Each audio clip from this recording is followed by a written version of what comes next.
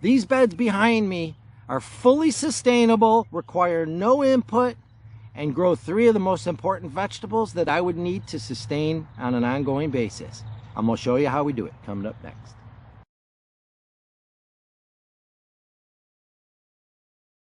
Okay, so in these 3 beds behind me, it's about 120 row feet in total. We grow potatoes, we grow beans, and we grow garlic.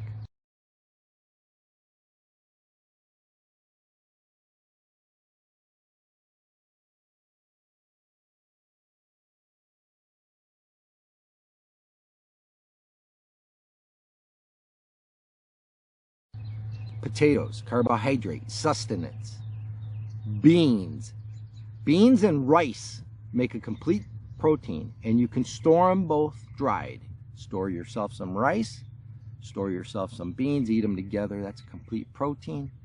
You could eat it with my potatoes, some additional carbohydrates. And we also grow garlic. Garlic is so good in many different ways. They say it's a 50+% boost to your immune system. The moment I start feeling sick, I eat 3 cloves of raw garlic. It burns your stomach. Oh, it's horrible. The pains, but you almost feel like it's energizing you as you're eating it. And I rarely get sick.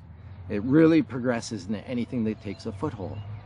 So I've got beans, potatoes, and garlic. Now, we've talked about, and for those that you don't know, beans are nitrogen fixing the legume family. They pull nitrogen from the air and they store it in nodules on their roots. And then the microbiology and everything simply makes it available to the plants. And it uses it as feed.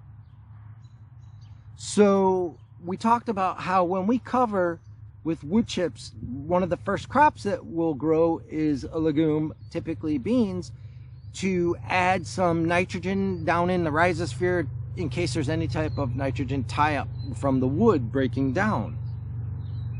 But we always grow them right here next to our potatoes. Potatoes flanked by blue lake green beans, our favorite snap bean. And then at the end of the season, we cut the beans off at ground level, leaving the root system that's laden with nodules in the ground, and as it decomposes, it releases those nutrients. And better yet, we push our garlic in between the stalks of where the beans were grown. So it's a closed loop system.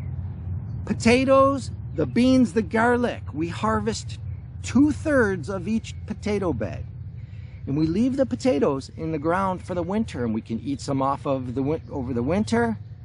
Come spring, we dig up that 1/3 and we reseed out the bed.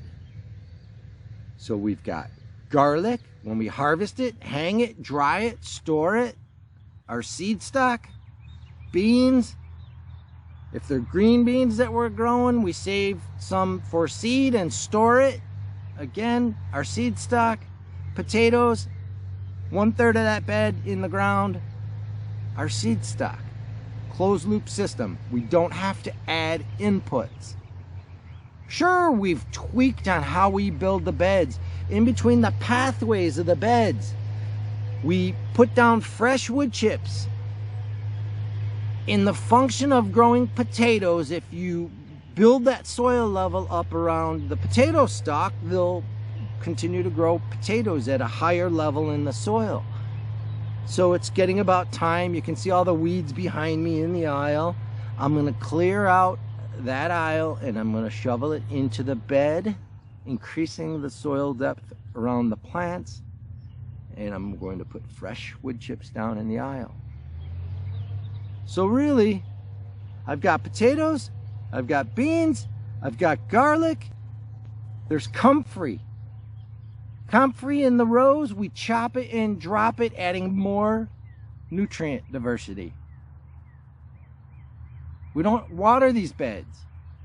Unless it's drought condition, where we don't get rain for 27 days, then we might have to put some water on just to keep things alive. But other than that, we don't even water them. These beds can continue in perpetuity as long as we don't have a significant crop failure or insects that come in and ruin the potatoes or something of that nature. It's a closed loop system, ongoing and sustainable. We're going to show you more sustainable gardening techniques. Stay with us. Like us if you haven't already. Give us a thumbs up, and most of all, come grow with us.